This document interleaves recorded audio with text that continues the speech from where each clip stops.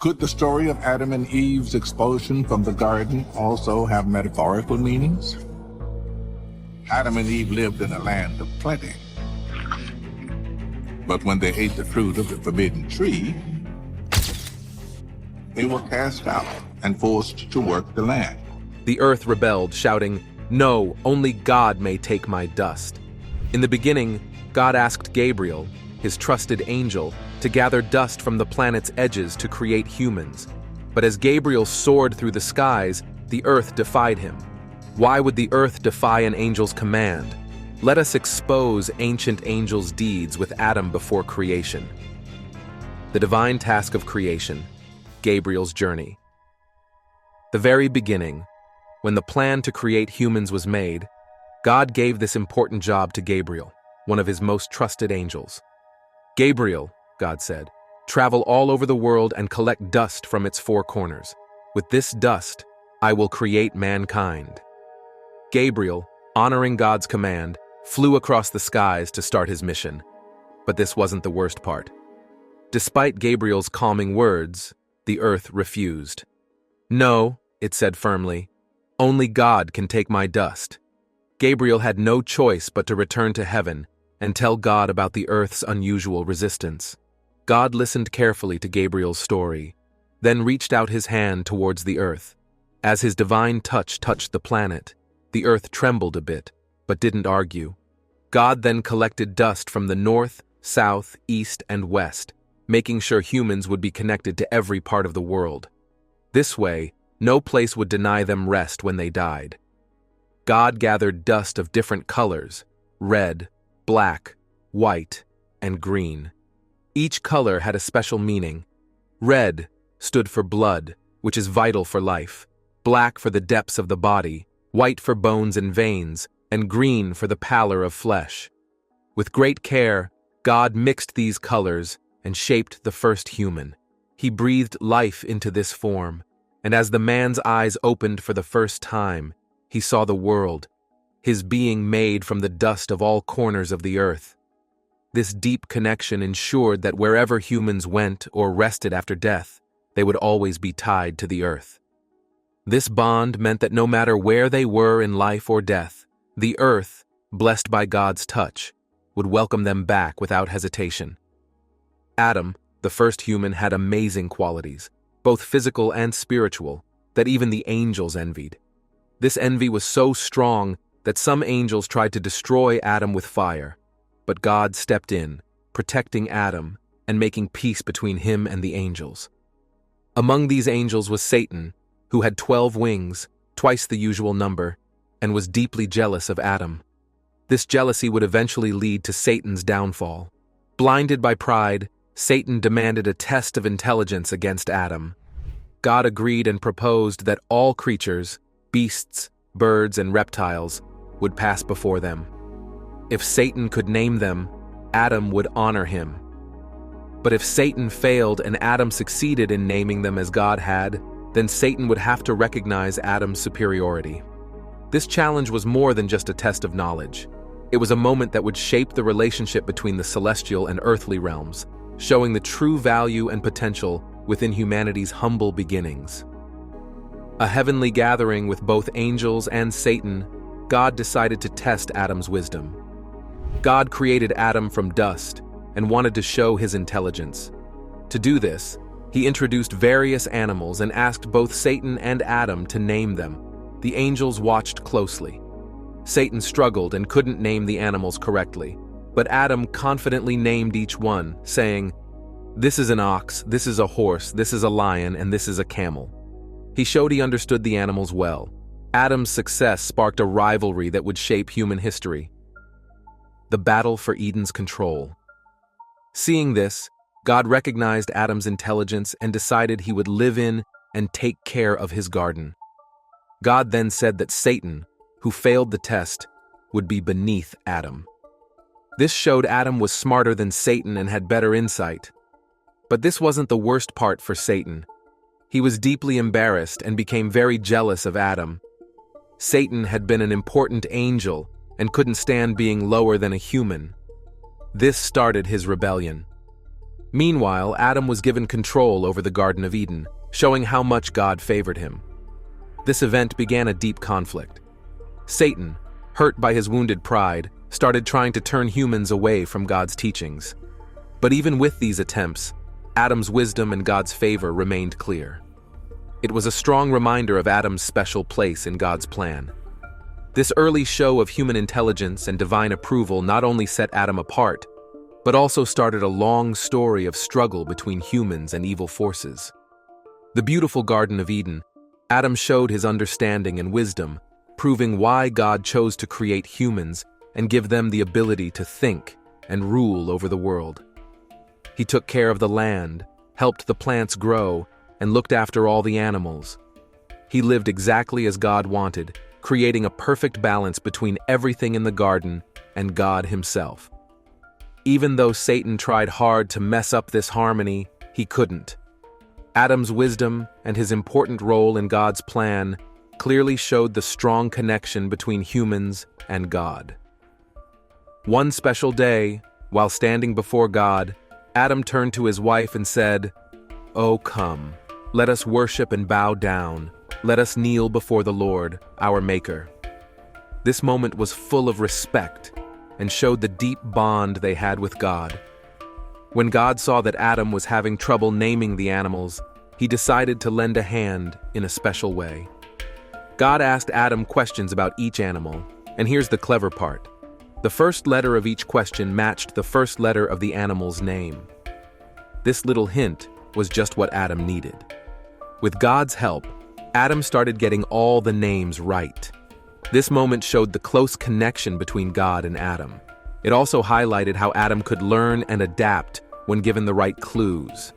This smart teaching method helped Adam remember all the names, making sure he could do his job in the Garden of Eden perfectly. Adam's success in naming the animals wasn't just about remembering names. It also showed his growing understanding and relationship with the world around him. This unique approach ensured that Adam was ready to take on his responsibilities. Satan had to admit that Adam was smarter, even though he saw it as his own failure. Furious, Satan cried out loudly, his protests reaching the skies. He stubbornly refused to show respect to Adam, going against a direct order. His group of angels followed his lead, ignoring commands despite Archangel Michael's desperate pleas. Adam's rise led to a heavenly confrontation with lasting consequences. The divine struggle, Satan's fall, and humanity's fate. Michael, the first to bow before Adam in obedience, confronted Satan. He begged, "Show respect to the image of God. If not, be ready for the consequences from the Lord God." This intense standoff set the scene for a celestial showdown where defiance faced divine command. Anger rose against him. Satan, with defiance, said that if anger was directed at him, he would raise his throne higher than the stars of God and make himself like the Almighty. His words clearly challenged God's supreme power. Quickly, God expelled Satan and his followers from heaven, sending them down to earth. This dramatic fall started a deep and lasting hostility between Satan and humanity, setting up an ongoing battle. From that crucial moment, Adam was seen as the image of God, marking an important chapter in this cosmic story. This event didn't just intensify the celestial conflict, it also shaped future interactions between divine forces and mankind. It created a complex set of challenges and responsibilities for Adam as he lived his life under the watchful eyes of both good and evil forces. Adam was a wise and dedicated caretaker in the Garden of Eden. He looked after the land, named all the animals, and lived in perfect harmony with nature. But the peace of this paradise was threatened by Satan's rebellion. This was the start of many challenges humanity would face. The conflict between Satan and mankind became a central part of human life, symbolizing the struggle between good and evil. This peaceful garden where Adam walked, Satan's whispers began to stir things up. The once serene and beautiful place now showed signs of upcoming moral battles. Adam stood as a symbol of goodness, but he knew tough times were ahead. This wasn't just a minor issue, it was a significant part of human history. The ongoing fight between kindness and wickedness became a constant theme, casting a long shadow over Adam's story and the future of all people. Even though many forces have tried to mislead humanity, the special bond between God and humans shown by Adam still stands strong. This story is a great example of how good can win over evil. Adam, known as the first human, was wise and had a close relationship with God. His life serves as a basic model for human spiritual and moral growth. Adam's act of naming the animals showed his intelligence and his deep connection to God's plans. It wasn't just about showing off his knowledge, it was a sign of his role as a caretaker of God's creations. This ancient story teaches us about humility, obedience, and the dangers of pride. It reminds us that true greatness comes from respecting the Creator and following the divine wisdom given to humanity. But this isn't the whole story. The tale highlights the ongoing battle between obedience and rebellion, wisdom and pride. It stresses the importance of keeping a connection with the divine.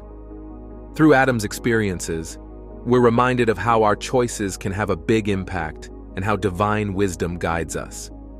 This story inspires us and teaches us about our abilities and responsibilities in creating a righteous path. A glimpse into heaven's countless angels reveals divine power and authority. The battle between virtue and vice. This story also shows us that the struggle between good and bad, obedience and rebellion, is a constant one. By looking at Adam's life, we learn about the profound effects of our choices and the guidance that divine wisdom offers. It serves as a timeless source of inspiration, teaching us about the capabilities and duties we have in shaping a good and moral life. The book of Hebrews creates a vivid picture of heaven, filled with countless angels. It takes readers to Mount Zion, the heavenly city of God, Jerusalem, where countless angels live. Different Bible translations, like the ESV and CSB, use words like innumerable and myriads to try to show just how many angels there are. The book of Revelation adds even more detail. It describes a vision of angels around the throne, along with living creatures and elders. The number of angels is described as 10,000 times 10,000 and thousands of thousands, painting a grand picture of divine power. Other Bible versions use phrases like myriads of myriads or millions to describe this scene. Cherubim appear again in stories of protection and recovery. God gives Moses detailed instructions for building the tabernacle and its sacred items, including the Ark of the Covenant and the mercy seat. Gold cherubim were to be placed over the mercy seat, as explained in Exodus. These instructions were very precise, including specific dimensions and materials like acacia wood and pure gold, highlighting their holiness and divine purpose. The cherubim, made from a single piece of gold with outstretched wings, weren't just decorations. They represented God's presence and the separation between the holy and the sinful. Positioned above the ark, where God's commandments were kept, they reminded people of their failings and God's mercy. Each year when the high priest entered the Holy of Holies to see the mercy seat, he was reminded of his unworthiness before God's purity. The role of the cherubim goes beyond enforcing divine law.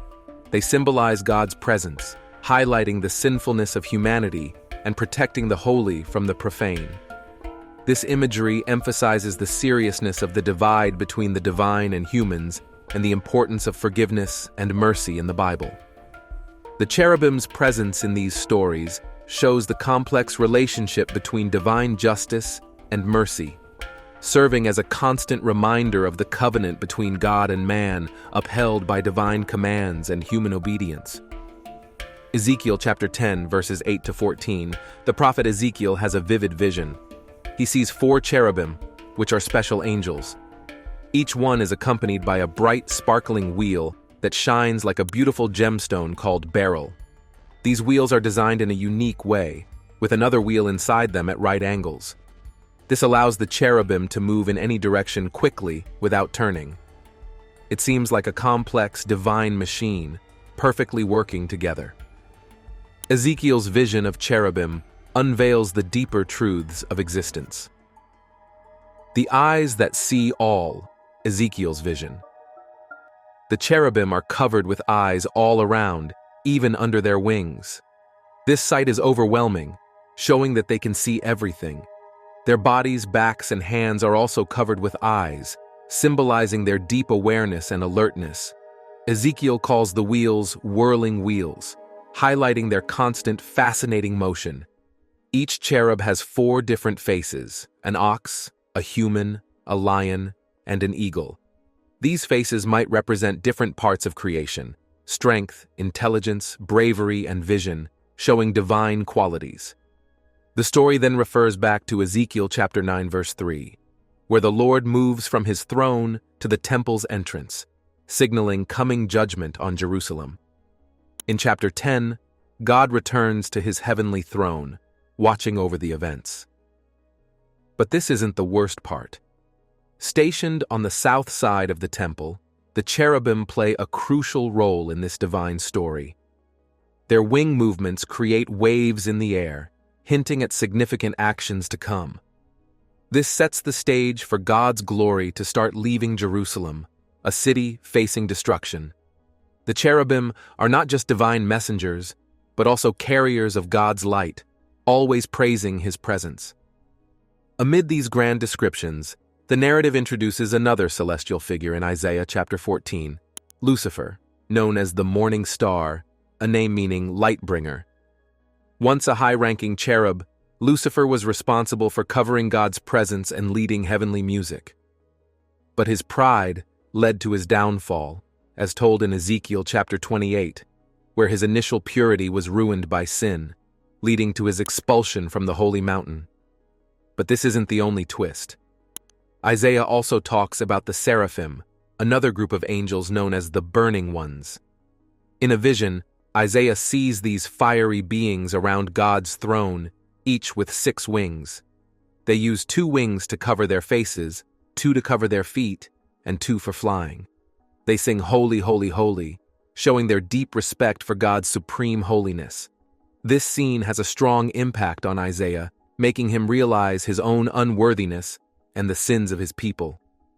One seraph then comes to Isaiah with a burning coal, symbolically purifying him and preparing him for his prophetic mission. Despite his severe warnings about Jerusalem's fate due to its leaders' corruption and idolatry, Isaiah's messages also offer a bit of hope. Governing Judea's turbulent times. In 26 AD, a Roman soldier named Pontius Pilate was sent to Judea to take control of a region that was difficult for the Romans to manage. While Pilate's career included many years in events, he is mainly remembered for one major episode: the trial and execution of Jesus. This event raises questions about why Jesus was crucified and the decisions made by those in charge at the time. Pilate, who was the Roman prefect and governor during Jesus' ministry, was known for his harsh leadership. He took properties, executed people without a fair trial, and was generally known for his ruthless actions. Despite public protests, Pilate sentenced Jesus to death. This decision is a key point in discussions about his rule and its impact on historical events. However, Pilate's story takes an even darker turn. According to historical texts, Jesus was not interested in political power, but was dedicated to sharing a message of truth. This is shown during his interaction with Pilate, where Jesus clarifies his mission to bear witness to the truth, indicating that his purpose was spiritual rather than worldly. Historians like Tacitus noted that Pilate was eventually removed from his post because of his excessive use of force and was sent back to Rome. His downfall continued as he was later forced by Emperor Caligula to take his own life, a tragic end for the Roman prefect. After his death, his body was thrown into the Tiber River in disgrace. Interestingly, archaeological findings have confirmed Pilate's historical existence, adding authenticity to his biblical portrayal. But this wasn't the end of the story. Another important figure involved in the crucifixion was Cassius Longinus, a Roman centurion believed to be from Cappadocia, modern-day Turkey. Known for piercing Jesus' side with a spear, Longinus's story, although not included in the canonical Bible, is detailed in the Gospel of Nicodemus. The tale describes how Longinus converted to Christianity after experiencing a miraculous event during the crucifixion. His conversion led to his imprisonment and eventual execution, making him one of the early martyrs of the Christian faith. But this isn't the most surprising part. Despite his grim role in the crucifixion, Longinus's legacy changed over time, marked by legends that his severed head had the power to heal, including curing King Herod of blindness. King Herod, another significant figure of the time, was notorious for his tyrannical rule over Judea under Roman oversight, though he was not directly involved in the crucifixion. King Herod, known for his brutal rule, met a dreadful end, showing that those who harm others might face similar misfortune. Herod did terrible things to many innocent people after hearing about the birth of Jesus, whom he saw as a threat to his throne. To get rid of this threat, he ordered the elimination of all baby boys in Bethlehem who were 2 years old or younger. This horrific event caused immense mourning and grief, with the Bible describing Rachel as weeping for her children and refusing to be comforted. Yet Herod's legacy of cruelty extends even further. Herod's cruelty didn't stop with strangers. He even eliminated his own wife and children, sparing no one to keep his power. His rule was marked by fear and bloodshed, showing his willingness to eliminate any threat to his authority. When thinking about Herod's death, some scholars note that he suffered from severe medical issues like gonorrhea or kidney disease. These problems led to painful symptoms such as itching, stomach pain, and convulsions. His painful and humiliating death might seem fitting to some, given the cruelty he inflicted on so many. Moving on from Herod, another notable figure who met a gruesome end was Tiberius, the emperor of Rome from AD 14 to 37. While the Gospels don't blame him for Jesus' death, he too experienced a violent death at the hands of his own relative, Emperor Caligula. Tiberius' story is a stark reminder that even the most powerful can be vulnerable to the cruelty of those close to them. During the time of Jesus' crucifixion, events in Judea were far from Rome's attention, allowing Pontius Pilate the freedom to carry out the execution without interference from Roman leaders. For many years, the Roman emperors remained unaware of the true details of what happened under Pilate's rule. But this isn't the most surprising part. Historian Suetonius records that Emperor Tiberius was eventually eliminated by his great-nephew Caligula, who used starvation, poisoning, and suffocation to take power, highlighting the brutal internal politics of the Roman elite. In the middle of these turbulent times, Judas Iscariot, one of Jesus' own disciples, committed the ultimate betrayal by selling Jesus to the Roman authorities for 30 pieces of silver. This act of treachery led to Jesus' arrest and crucifixion, making Judas a symbol of disloyalty. His betrayal began in the Garden of Gethsemane, where he identified Jesus to the soldiers with a kiss, a gesture that has since become synonymous with betrayal and deceit. Now let's explore the personal stories of those closest to Jesus, beginning with a follower who faced a tragic fate, Judas's journey and its dark end. Judas Iscariot, once a follower of Jesus, used the money from his betrayal to buy a field. However, his actions quickly led to a tragic end as he took his own life by hanging. His body was found in a terrible state, with his intestines nearly bursting out. This gruesome death marked the sad end of Judas's life, which had dramatically shifted from discipleship to deceit due to his greed. His story serves as a clear warning about the dangers of letting greed take over loyalty and integrity. But this wasn't the worst part. Meanwhile, another disciple, Apostle Peter, also played a role in the events leading to Jesus' arrest, though his involvement was less direct than Judas's. Peter denied knowing Jesus 3 times while Jesus was being hunted down. This act of denial, happening during moments of intense fear and confusion, is well remembered. Initially a brave follower, Peter's fear led him to disown his master during a critical time, showing the complex nature of human courage and fear. Despite his earlier denials, Peter's story did not end there. In 64 AD, Emperor Nero in Rome sentenced him to death. Peter chose to be crucified upside down because he felt he did not deserve to die in the same manner as Jesus, showing his deep remorse and sense of unworthiness. His martyrdom was gruesome, yet it underscored his ultimate dedication and repentance. Peter later became a key figure in the early Christian church, showing that personal transformation and redemption are possible even after serious mistakes. But this wasn't the only story of regret. In contrast to Peter's redemption, High Priest Joseph Caiaphas played a crucial role in Jesus' final days, planning the events that led to Jesus' crucifixion.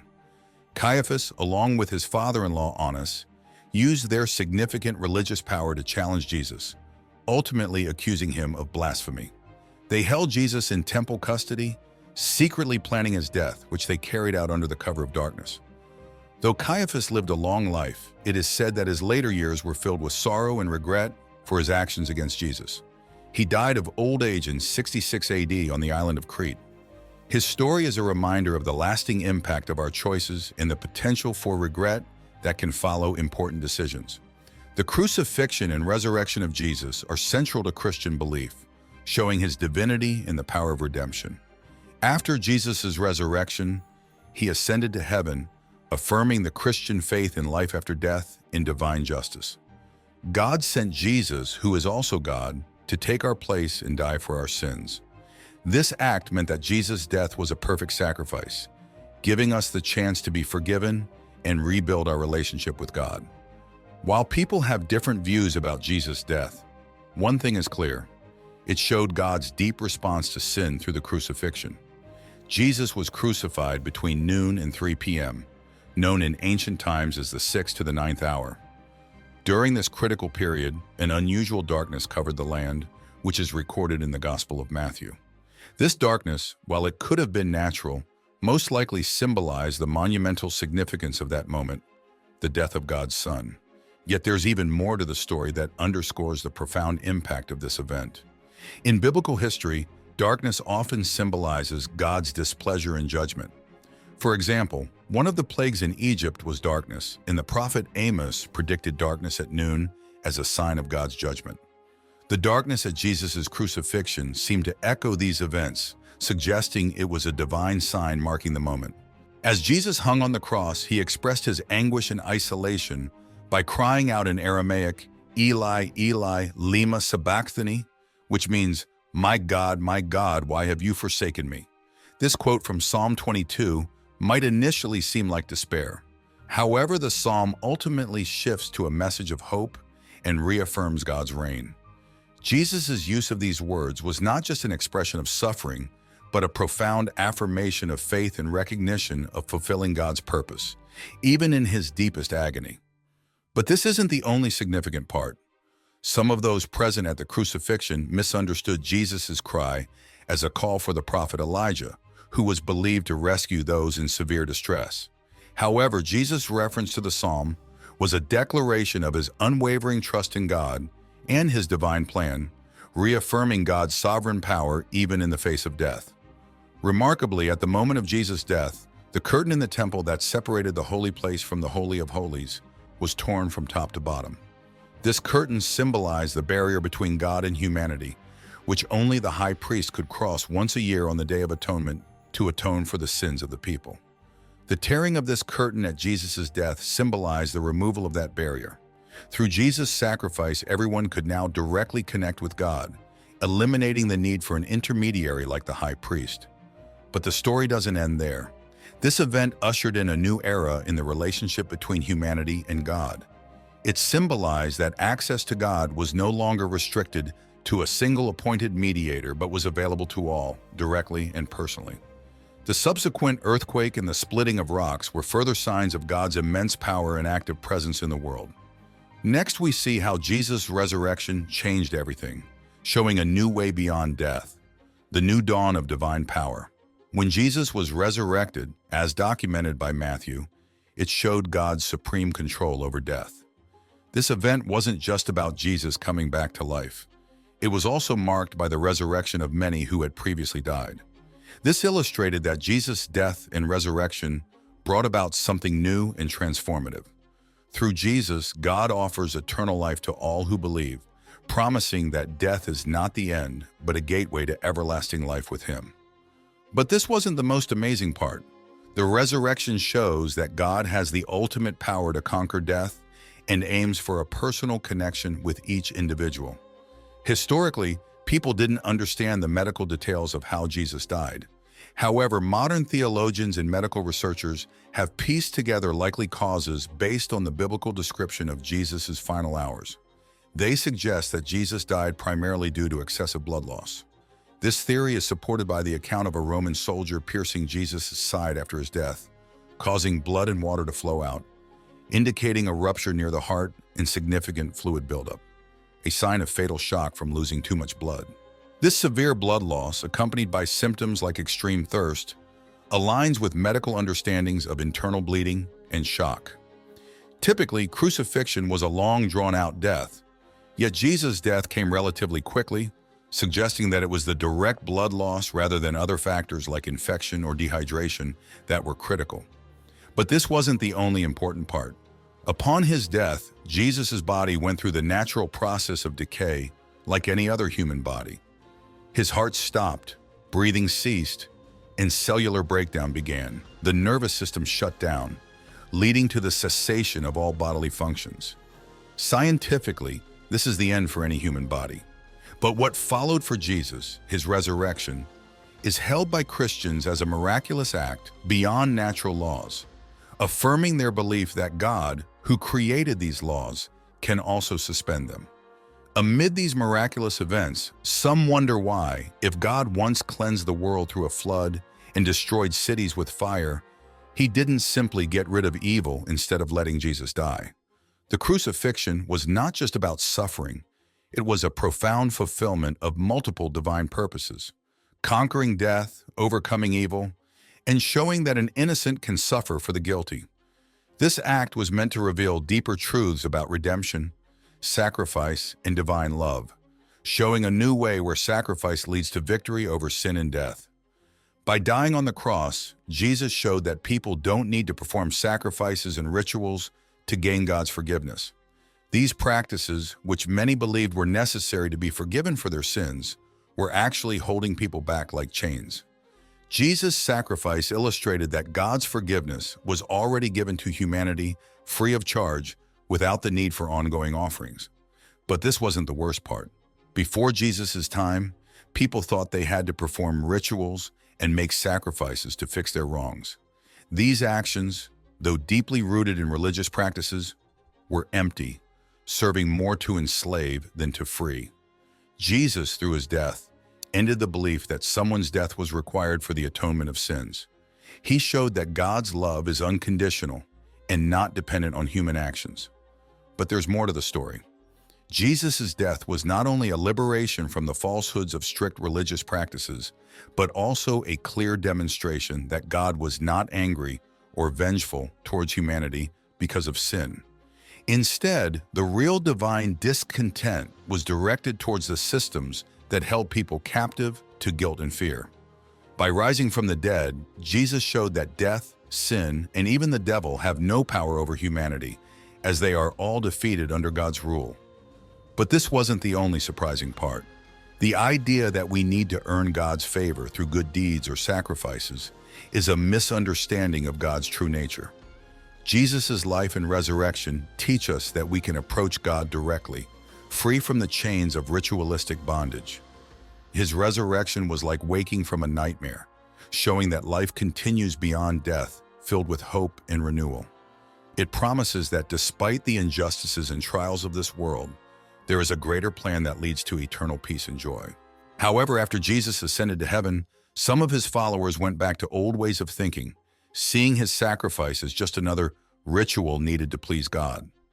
This misunderstanding, spread by figures like Augustine, sometimes reduced Christianity to a religion of rituals, undermining the revolutionary truth of Jesus' teachings. But this wasn't the most important point. To fully embrace the freedom Jesus offers, believers must reject the idea that God's love and forgiveness are things to be earned. Instead, they should see them as gifts to be received with gratitude, reflecting the heart of a God who loves unconditionally. This change in understanding requires moving away from the old mindset that sees God as needing sacrifices to cover human flaws. Moreover, the story of Jesus' death challenges us to forgive, as it embodies the ultimate expression of God's grace.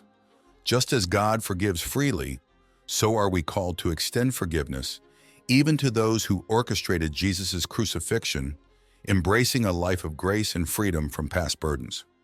Reflecting on Jesus' death and its meanings, it becomes clear that the event was not about satisfying divine anger, but about showing a path to true freedom and love.